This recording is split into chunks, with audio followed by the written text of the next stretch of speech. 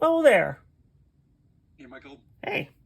So just catching up again on I'll call it the weekly stuff. So Michael, just looking at the stuff from last week, and so it appears that most of the effort was going into intuitive.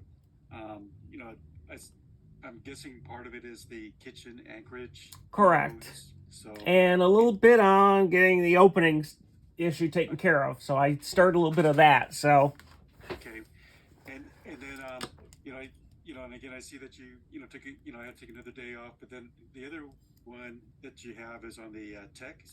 On Thursday, you put a full day's worth of hours on the tech time. yep, that. Let's speak on that. My printer at home died, so I had to go replace it, and IT set that up. So I ran tests to be sure it worked. I had to go out and get the printer. I'm not going to sit here and mail it because go out and mail it and have them deliver it because it costs money to ship it back if it doesn't work. So we had 8 hours associated with resolving the printer challenges. Yes. I had to basically replace the printer, and then IT has to set up the drivers. So it was basically going to the store, setting it up, and coordinating with IT to get the printer online. Yes. And I ran through all the software to be sure it printed, and there's still an issue with Word. I don't know what it is. I've sent it to IT, and I haven't heard back what the fix is for that yet. So I've got to work around until they figure that out. Okay.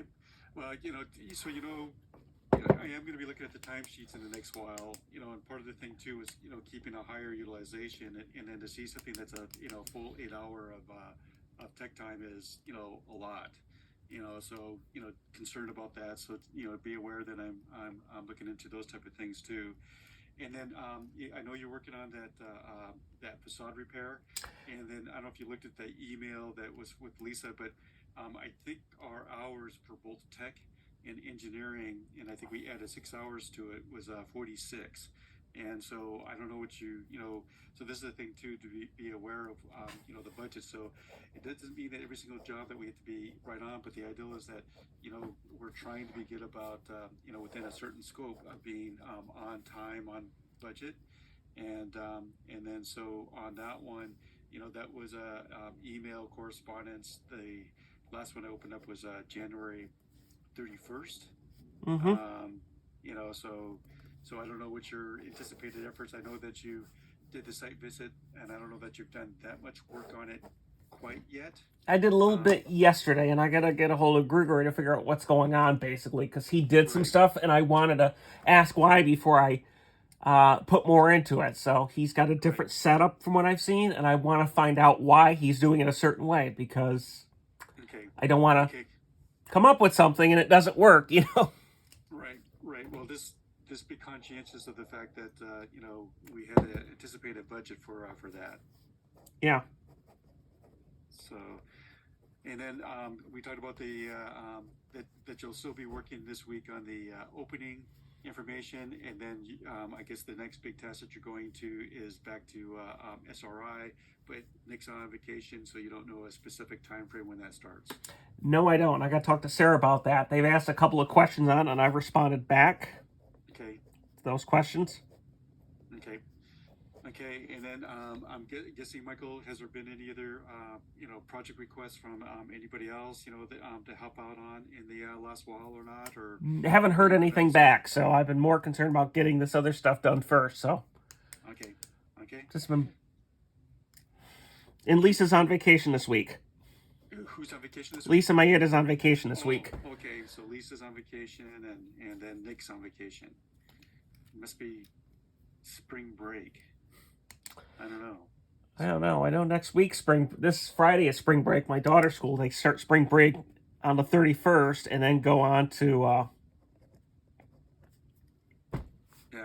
next week. Sometimes they try to stagger it so that everybody's not taken off at the same time, I think. Yes. That still occurs or not. So, okay, any questions of me? I don't have any questions of you. Okay. Not yet. Okay, then we'll check in and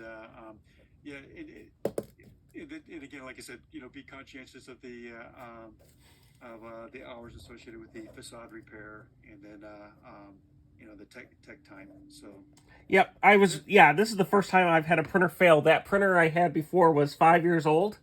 I was on the phone with Costco, which is where I bought the printer, and I was on the phone with Epson, and that took a while, and they basically said replace the printer. They did some tech steps, and that's what I was told to do. okay, And I'd rather have this happen now than in 2 weeks, because 2 weeks I have a final exam I have to take, and I'd rather have it happen now than 2 weeks later, when that would be a problem. okay.